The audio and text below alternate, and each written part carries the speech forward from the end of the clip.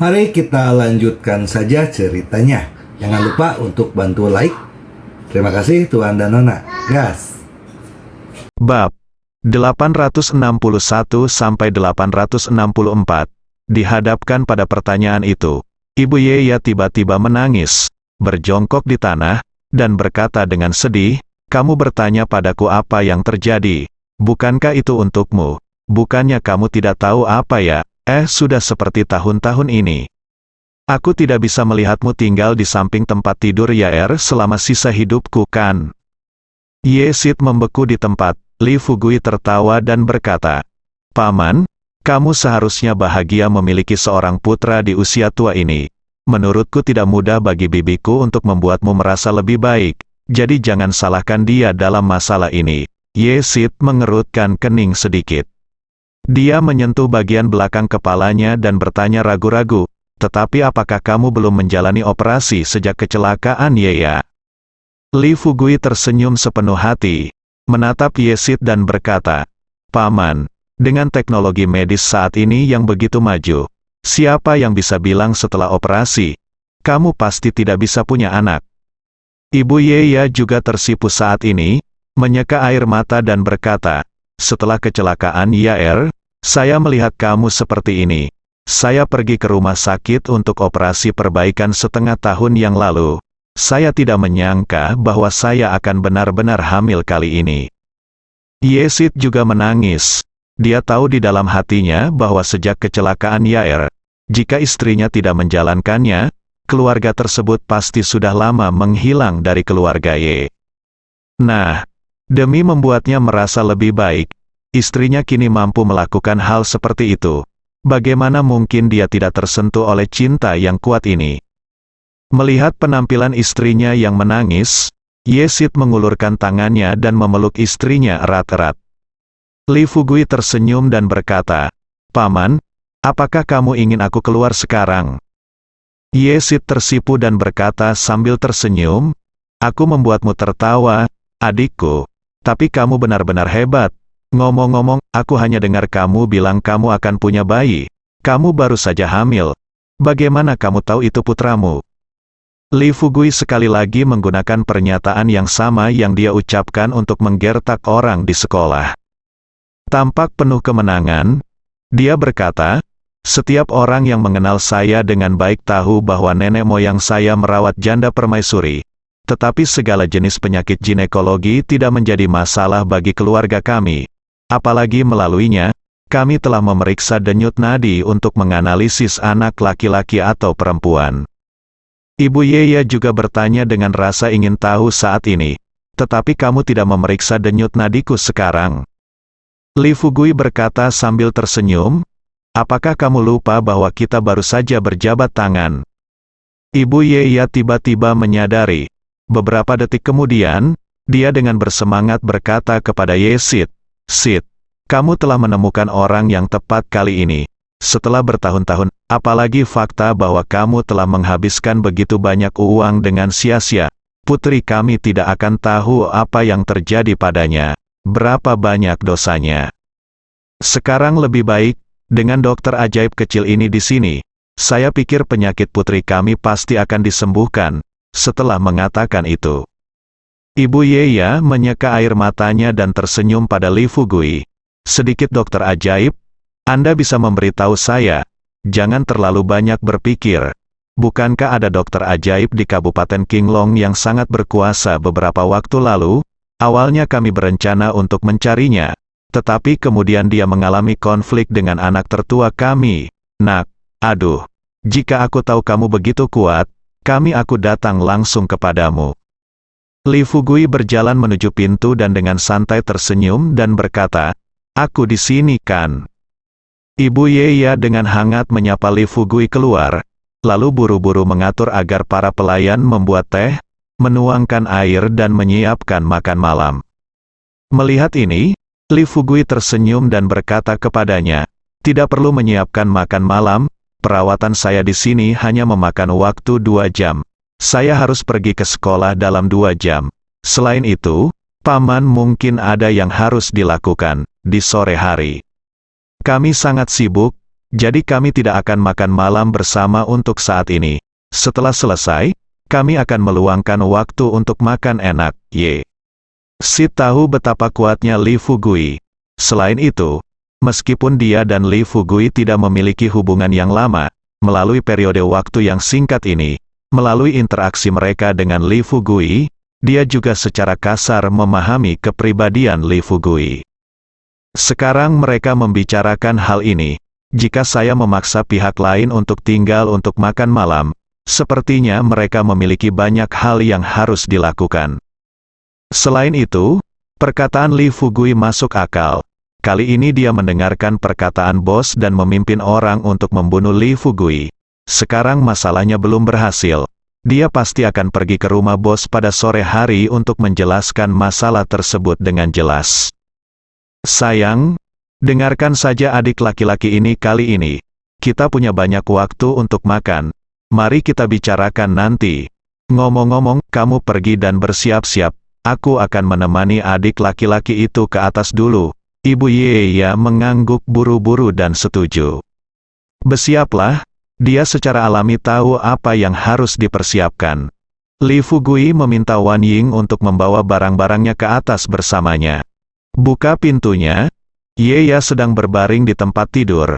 Ruangan itu seperti dunia dongeng, atapnya berkelap-kelip dengan lampu dan dindingnya penuh dengan karakter kartun. Bahkan tempat tidurnya didesain sesuai dengan tempat tidur di kartun tersebut. Begitu Ye Sid memasuki pintu, dia menangis lagi dan tersedak. Sudah beberapa tahun, dan benda-benda di ruangan ini masih merupakan mainan kartun yang disukai Yeya ketika dia sehat. Li Fugui mengangguk dan datang ke tempat tidur Yeya. Dia melirik gadis kecil di ranjang rumah sakit. Setelah memeriksa denyut nadinya sebentar, dia membuka buku medis dan menemukan rencana perawatan. Lalu dia berkata terus terang kepada Ye Sid, "Paman, kamu boleh keluar sekarang." Ye Sid tampak sedikit bingung dan bertanya, "Apakah aku ingin keluar juga?" Li Fugui berkata dengan tegas, "Jangan terlalu banyak berpikir. Nenek moyang aturannya adalah, ketika kita memperlakukan orang, kecuali mereka orang dekat, orang luar tidak boleh menonton." Ketika dia mengucapkan kata intim, Li Fugui mengalihkan perhatiannya ke Wan Ying. Ye Sid ragu-ragu sejenak, tetapi ketika dia berpikir bahwa Li Fugui dapat membuat putrinya lebih baik, dia tidak terlalu khawatir dan keluar tanpa menoleh ke belakang.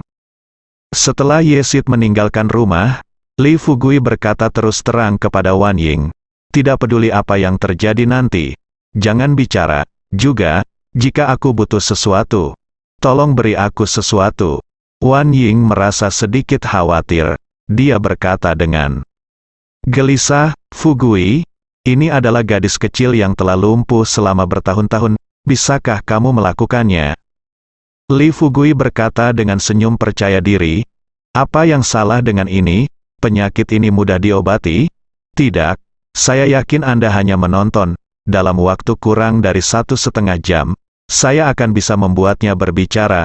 Tunggu sampai besok, dan dia akan bisa bangun dari tempat tidur dan berjalan." Wan Ying penuh keraguan di dalam hatinya, tapi melihat ekspresi percaya diri Li Fugui, dia mengangguk dan berkata, "Oke, hati-hati, jika kamu menyembuhkan anak ini, Ye Sid pasti akan berterima kasih padamu selama sisa hidupnya. Tapi jika sesuatu yang tidak terduga terjadi, kurasa itu akan terjadi sulit bagi kita berdua untuk keluar dari gerbang ini hari ini." Li Fugui tersenyum sedikit dan tidak berkata apa-apa. Dia mengeluarkan cairan induk Black Spirit yang dia bawa dari saku celananya, lalu mengeluarkan setetes kecil dan dengan lembut menjatuhkannya ke dalam mulut Yeya. Saat cairan masuk ke mulut Anda, Li Fugui dengan cepat berjalan ke arah Yeya, membuka selimutnya, mengeluarkan jarum perak, dan menusuk tubuh Yeya dengan kecepatan yang sangat cepat. Di luar pintu, Ye Sid dan istrinya, yang telah menyiapkan 30 juta kartu bank, menunggu dengan cemas. Waktu berlalu setiap detik, 1,5 jam penuh kemudian. Pintunya terbuka, Wan Ying adalah orang pertama yang keluar dan berkata dengan emosional, "Paman, Bibi, silakan masuk dan melihat. Yesid bergegas masuk dari kamar. Begitu dia memasuki pintu, dia menatap wajah Yeya yang bersinar di ranjang rumah sakit. Dengan senyuman manis di bibirnya, Yeya berinisiatif mengangkat selimut itu, terkikik dan berteriak kepada Yesid, "Ayah, Ibu." 4 kata pendek ini membuat Yesid langsung menangis. Dia melolong seperti sapi tua, bergegas mendekat, dan memeluk Yeya erat-erat. Li Fugui sedang mengatur peralatan yang telah digunakan untuk mengobati Yeya sebelumnya, dan berkata sambil tersenyum, "Paman, penyakitnya sudah lebih baik, dan saya sudah meletakkan resepnya di atas meja. Sore ini, saya akan meminta seseorang untuk mengambil obatnya. Obat, buatlah menjadi sup obat, dan minumlah selama seminggu." Lagi pula, Yair baru saja pulih sekarang. Dia belum bisa bangun dari tempat tidur dan berjalan. Setelah sedikit berolahraga malam ini, dia akan bisa untuk bangun dari tempat tidur dan berjalan-jalan besok. Juga, berhati-hatilah saat pertama kali berjalan. Jangan berjalan terlalu banyak di jalan. Secara bertahap tingkatkan jumlah aktivitas hari demi hari, dan dalam waktu sekitar setengah bulan, dia akan menjadi seperti anak normal. Setelah mengatakan ini, Yesid dengan cepat melepaskan Yeya. Dia bergegas ke depan Li Fugui dan kakinya menjadi lemah. Tepat ketika dia hendak berlutut di depan Li Fugui mengangkat Yesid dan berkata sambil tersenyum, "Apa yang kamu lakukan? Yair masih di sini. Lihat di sini. Sebagai seorang ayah, kamu harus menegakkan punggungmu." Yesid tidak tahu harus berkata apa lagi. Dia hanya memegang erat tangan Li Fugui. Li Fugui memandang Yesid sambil tersenyum dan melanjutkan, "Oke. Aku tidak akan mengganggumu lagi. Masih ada kelas di sekolah pada sore hari. Ini sudah larut, jadi kita berangkat dulu." Begitu dia selesai berbicara, Yesid dia buru-buru mengeluarkan kartu yang telah dia persiapkan sebelumnya.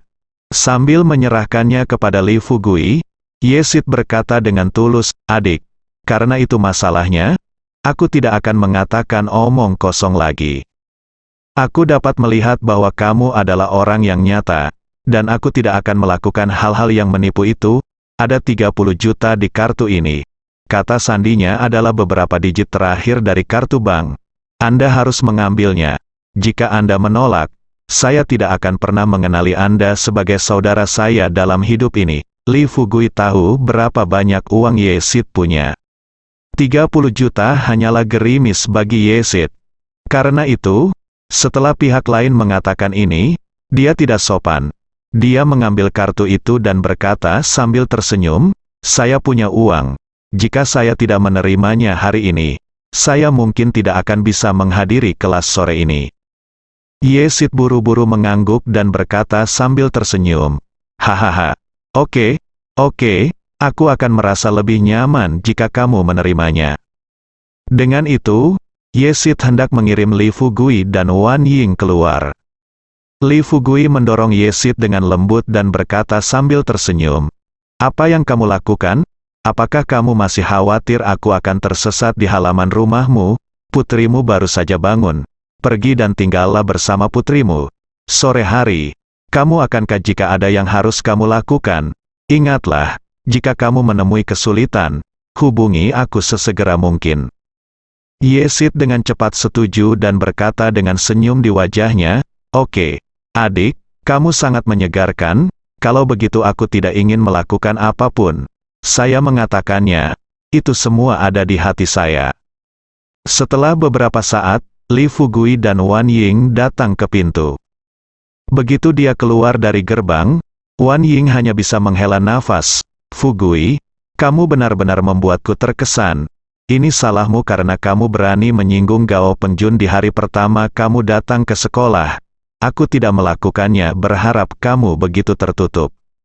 Li Fugui tersenyum canggung dan berkata, "Apakah kamu pikir aku ingin memamerkan bakatku segera setelah aku datang ke kota? Guru Wan, kamu juga anggota keluarga.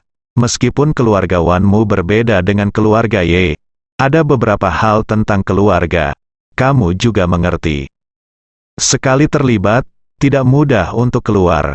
Sama seperti saya sekarang, apakah menurut Anda saya bisa sepenuhnya mendapatkan menyingkirkan keluarga Ye? Jelas tidak mungkin.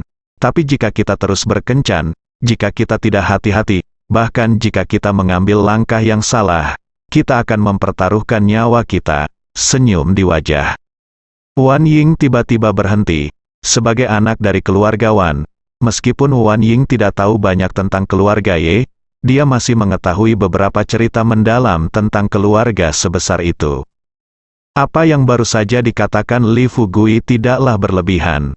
Setelah terdiam lama, Wan Ying terus bertanya, ngomong-ngomong, ku dengar saat kamu pergi tadi, kamu memberitahu Ye Sid bahwa ada hal lain yang perlu diselesaikan. Aku ingin tahu apa itu. Li Fugui tersenyum tipis dan berkata, Ye Xiying meminta Ye Sid untuk membawa seseorang bersamanya hari ini. Datang dan bunuh aku. Sekarang aku masih hidup. Ye Sid tidak bisa pergi dan menjelaskan kepada kakak laki-lakinya. Wan Ying mengerutkan kening dan bertanya dengan ekspresi gelisah di wajahnya, dengarkan maksudmu. Setelah Ye Sid kembali dan menjelaskan, apakah Ye Xiying masih mungkin? Apakah mereka akan menyerangmu? Li Fugui tidak menjawab. Melihat ini, Wan Ying berhenti bertanya. Tunggu sampai mobil tiba di gerbang sekolah. Li Fugui tiba-tiba berkata, Guru Wan, masuklah dulu, saya akan menunggu di pintu. Meskipun Wan Ying tidak tahu apa yang akan ditunggu oleh Li Fugui, tetapi melihat ekspresi wajah Li Fugui, dia tahu bahwa di sana pasti ada sesuatu yang besar, sesuatu akan terjadi. Untuk amannya, dia tidak menghentikan mobilnya, melainkan menginjak pedal gas dan mengemudikan mobilnya menuju kampus. Saat pintu sekolah ditutup, Wan Ying hanya berkata terus terang, Fugui, bukannya aku tidak percaya padamu? Intinya keluarga Ye terlalu kuat, bahkan jika kamu bersekolah, meskipun keluarga Ye mengirim orang-orang, mereka mungkin masih menghalangi Anda. Mengenai opini publik, berhati-hatilah. Tetapi jika Anda ingin berada di luar, saya sangat khawatir Anda akan disakiti oleh mereka. Li Fugui menatap Wan Ying sambil tersenyum, dan ketika dia melihat mata besar berair itu, dia tidak dapat menahannya. Dia mengulurkan tangannya dan menyentuh wajah tampan Wan Ying. Namun saat jarinya menyentuh wajah Wan Ying, seseorang tiba-tiba mengetuk jendela mobil. Li Fugui melirik keluar jendela mobil dari sudut matanya, tapi dia tidak menyangka orang yang datang adalah Sun Yan. Ekspresi wajah Sun Yan sedikit aneh, matanya berkilat kehilangan dan kesedihan, tapi juga menambahkan sedikit harapan. Melihat pemandangan ini, Wan Ying segera menepis tangan Li Fugui dan buru-buru keluar dari mobil. Begitu dia tiba di depan Sun Yan, sebelum Wan Ying dapat berbicara, Sun Yan berbisik kepada Wan Ying dengan berlinang air mata, Yingzi, selamat. 5 kata ini berisi segalanya. Wan Ying panik dan dengan cepat menjelaskan, Xiaoyan, semuanya tidak seperti yang kamu pikirkan, kami. Sebelum Wan Ying selesai berbicara, Sun Yan melambaikan tangannya dan memaksakan senyum cerah di wajahnya, Yingzi, kamu jangan jelaskan, aku senang kamu bisa bersama Fugui. Setelah mengatakan ini, Sun Yan berbalik dan bersiap untuk pergi. Ketika Li Fugui melihat ini, dia segera keluar dari mobil. Sebelum Sun Yan bisa pergi jauh, dia melangkah maju dan meraih tangan Sun Yan. Sun Yan sangat tertekan. Meskipun dia samar-samar menebak bahwa mungkin ada sesuatu yang terjadi antara Li Fugui dan Wan Ying, yang tidak dia duga adalah kedua orang itu akan berkembang begitu cepat. Baru beberapa hari berlalu, dan sekarang Anda bisa melakukan gerakan intim seperti itu. Dan ini terjadi di kampus, ketika tidak ada seorang pun yang berada di sekitar secara pribadi. Siapa yang tahu apa lagi yang mereka lakukan? Berbeda dengan Wan Ying, pemikiran Sun Yan relatif konservatif. Dalam hatinya ia selalu berpikir bahwa cinta harus bersifat satu lawan satu. Pria yang sangat dicintainya hanya mencintainya. Pria yang sangat mencintainya tidak akan mencintai orang lain. Namun saat ini, impian Sun Yan hancur, dipegang erat oleh Li Fugui, Sun Yan berusaha sekuat tenaga menarik tangannya dari tangan Li Fugui. Sayangnya, bagaimana dia, seorang wanita lemah, bisa dengan mudah melepaskan tangan Li Fugui. Dia membalikkan punggungnya ke Li Fugui, air mata sudah jatuh dari sudut matanya, dan dia tersedak dengan suara rendah, "Lepaskan aku." Li Fugui tahu di dalam hatinya bahwa selama dia melepaskannya sekarang, dia akan melakukannya. Tidak pernah ada hubungannya dengan Sun Yan lagi dalam hidupnya.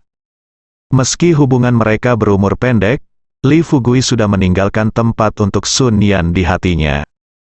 Dihadapkan pada nada memerintah Sun Yan, Li Fugui menolak, "Tidak." Wan Ying juga meneteskan air mata. Dia menggigit bibir merahnya dengan gigi perak dan berusaha menenangkan diri sebanyak mungkin. Lalu dia berkata kepada Li Fugui dan Sun Yan berkata, "Ada banyak siswa di sekitar sini. Kamu pergi ke mobil untuk berbicara. Aku akan kembali dulu." Wan Ying melakukan ini. Hal itu membuat Sun Yan sedikit bingung. Dia merasa karena Li Fugui dan Wan Ying melakukan gerakan mesra seperti itu, kedua orang ini pasti sudah mengonfirmasi hubungan mereka sebagai pacar. Tapi kenapa Wan Ying membiarkan dia masuk ke mobil bersama Li Fugui sekarang? Mungkinkah dia benar-benar salah paham tentang Li Fugui? Sebelum Sun Yan sempat bertanya, Wan Ying sudah pergi tanpa menoleh ke belakang. Li Fugui masih meraih jari ramping Sun Yan dan berbisik kepada Sun Yan, "Guru Sun, apakah kamu benar-benar berencana untuk mengabaikanku selama sisa hidupmu?" Sun Yan akhirnya berbalik dan bertanya dengan marah, "Kamu katakan padaku sekarang, seberapa jauh perkembangan kalian berdua?" Hati Li Fugui benar-benar lega. Dia melihat sekeliling dan kemudian berbisik kepada Sun Yan, "Guru Sun, bisakah kita pergi ke mobil dulu? Jika Anda membuat keributan seperti itu, apakah Anda tidak takut difilmkan dan dikirim ke internet?" "Tentu saja saya takut, bukan apa-apa, tapi kamu berbeda. Kamu baru saja menjadi wakil direktur, jadi jangan membuat hal buruk untukmu." Trik Li Fugui benar-benar berhasil. Ekspresi kegelisahan melintas di mata Sun Yan, dan dia melihat sekeliling dengan panik. Melihat seorang siswa mengambil ponsel untuk mengambil foto, dia memelototi Li Fugui dan buru-buru masuk ke dalam mobil. Meskipun Li Fugui merasa ini agak tercela, dia tidak bisa menahannya. Setiap orang menyukai kecantikan, belum lagi di depan gadis yang begitu baik. Li Fugui secara alami perlu menyayanginya. Setelah masuk ke dalam mobil, sebelum Li Fugui berbicara, Sun Yan bertanya dengan dingin lagi, "Katakan padaku, seberapa jauh perkembanganmu, Li Fugui?" Tahu bahwa jika dia mengungkapkan hubungannya dengan Wan Ying sekarang, Sun Yan pasti tidak akan bisa menerimanya untuk sementara waktu. Itu mungkin juga akan menghancurkan hati gadis ini sepenuhnya. Oleh karena itu, dia memilih taktik menunda. Bertekad untuk tidak memberitahu Sun Yan terlebih dahulu, dan ketika semuanya sudah selesai, dan perlahan-lahan biarkan Sun Yan mengetahui perasaannya terhadapnya, mungkin Sun Yan juga bisa memahaminya.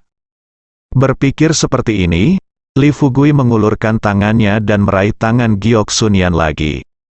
Sambil tersenyum, dia berkata, "Guru Sun, ada beberapa hal yang belum bisa saya jelaskan dengan jelas kepada Anda. Tapi jangan khawatir, hati saya kepada Anda pasti tidak akan berubah. Selama Anda bersedia, saya dapat melindungi Anda seumur hidupmu." Yan terdiam. Ya, saat pertama kali melihat Li Fugui, dia sudah terharu. Sayangnya Li Fugui adalah seorang siswa, dan dia adalah seorang guru di sekolah tersebut. Saat kedua orang berkomunikasi lebih dalam satu sama lain, Sun Yan semakin mengembangkan perasaan terhadap Li Fugui, dan dia juga tahu bahwa dengan kekuatan Li Fugui, selama Li Fugui mau, dia bisa menjadi wanita Li Fugui selama sisa hidupnya, tanpa menanyakan status. Tapi sekarang, ketika dia melihat Li Fugui dan Wan Ying bertingkah mesra di dalam mobil, dia menyadari betapa rapuhnya dunia batinnya. Sekarang mendengar pengakuan penuh kasih sayang Li Fugui, Sun Yan tidak bisa berkata apa-apa lagi. Dia menundukkan kepalanya dan menangis. Ketika Li Fugui melihat ini, Dia dengan lembut menarik Sun Yan, memeluknya, dan menepuk punggung Sun Yan. Sun Yan meringkuk di pelukan kuat Li Fugui. Setelah terisak sejenak, dia tiba-tiba teringat sesuatu. Dia keluar dari pelukan Li Fugui dan berkata dengan suara tercekat, "Hati-hati agar terlihat berbeda dengan Wan Ying." Situasi Sun keluarga Yan sangat biasa. Orang tuanya diberhentikan di awal karirnya, dan dia memiliki kakak laki-laki tertua yang tidak kompeten di rumah. Sejak dia mulai bekerja, jika Wan Ying tidak membantunya, dia pasti sudah lama terpaksa meninggalkan pekerjaannya. Sekarang, dengan susah payah, Li Fugui dan Ye Kang telah menjadi wakil direktur kantor urusan akademik Universitas Jiangnan. Ini mungkin bukan masalah besar bagi Wan Ying, Li Fugui dan lainnya, tetapi bagi orang-orang dengan status seperti dia, itu adalah pastinya merupakan realisasi status kelas. Oleh karena itu, apapun yang terjadi, Sun Yan tahu bahwa dia tidak dapat membuang pekerjaan yang telah diperoleh dengan susah payah ini. Li Fugui melihat sekilas pikiran Sun Yan. Dia mengulurkan tangannya dan membelai rambut hitam di kepala Sun Yan.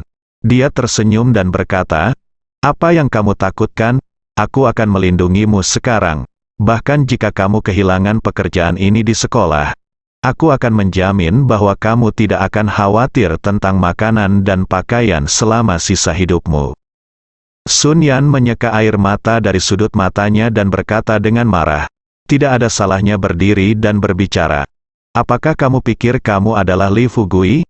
Kamu hanyalah seorang siswa miskin dari Kabupaten Sangyang, dan kamu masih berjanji untuk membiarkannya.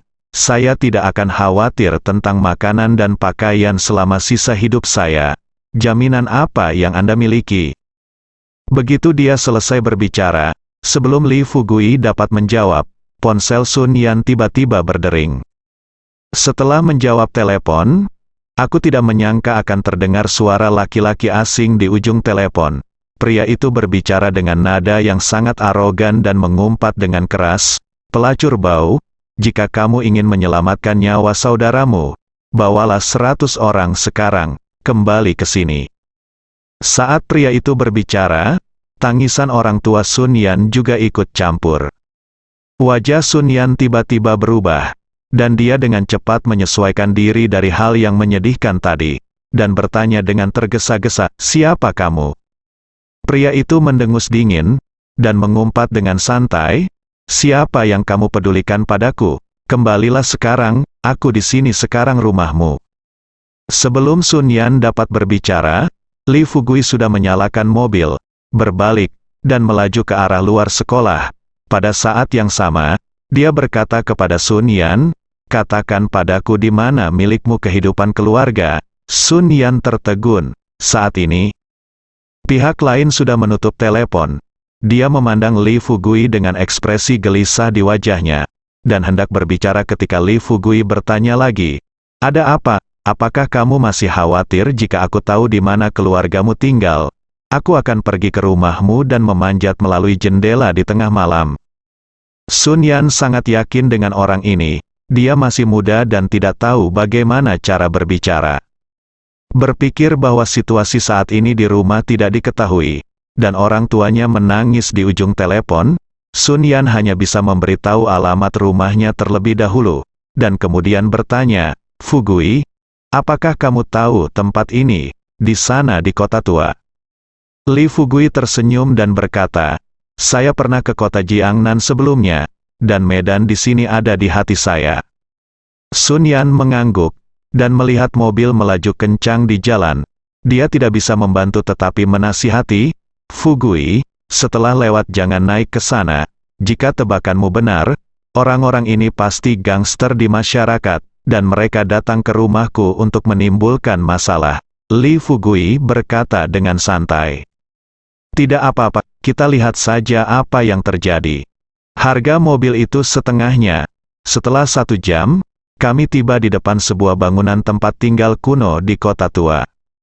Lingkungan komunitas ini hampir sama dengan lingkungan komunitas lain yang pernah dikunjungi Li Fugui sebelum datang ke kota Jiangnan.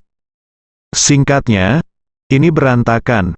Begitu mobil berhenti, Sun Yan buru-buru membuka pintu, keluar dari mobil dan bergegas menuju pintu unit. Tidak ada kunci sidik jari baru di sini, tidak ada pintu pengaman, pintu unit terbuka dan siapapun bisa masuk. Li Fugui mengikuti dari belakang. Begitu sampai di lantai 2, dia mendengar tangisan pria dan wanita paruh baya serta teriakan dan makian beberapa pemuda dari lantai atas.